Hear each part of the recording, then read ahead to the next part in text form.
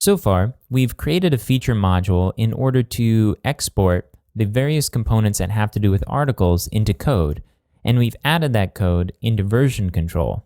From here, we can deploy these changes on any duplicate of this site, either on production or on somebody else's development environment, very easily. So let's go ahead and do that.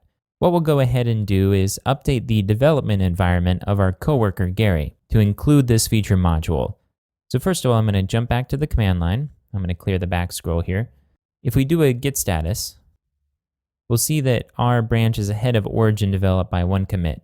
And this one commit includes the features module, the diff module, and our new feature module called articles. So let's go ahead and push this up to the remote repository so that our coworker can pull them down. Okay, now let's jump back over to Gary's development environment. I'm going to go ahead and clear the back scroll with Command K. And let's do a git status.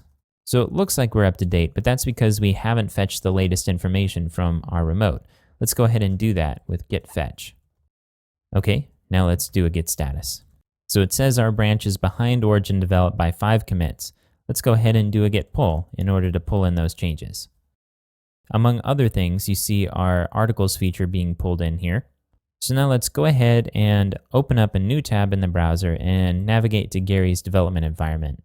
I have mine at loc.getsite.gary.com. So this is going to take a two-step process because we haven't installed the features module. We need to install the features module. We'll go ahead and install diff as well.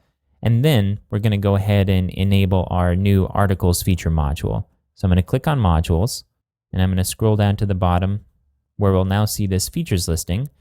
I'm going to go ahead and enable features. I'll enable diff and then I'll click save configuration. Once those have been installed, I'm going to go ahead and go to the features listings page. Now again, we could enable this articles feature through the modules listing page as well. Right now, our feature is disabled. We see that under state here. Let's go ahead and check this and click save settings in order to enable it.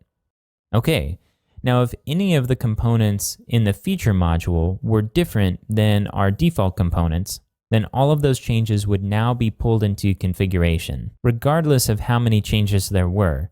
So if we had created a new content type with new fields, and we had a set of menu items under a new menu, along with a new vocabulary, we could have added all of that in, and the only thing we would need to do in order to install all of that was to simply enable this.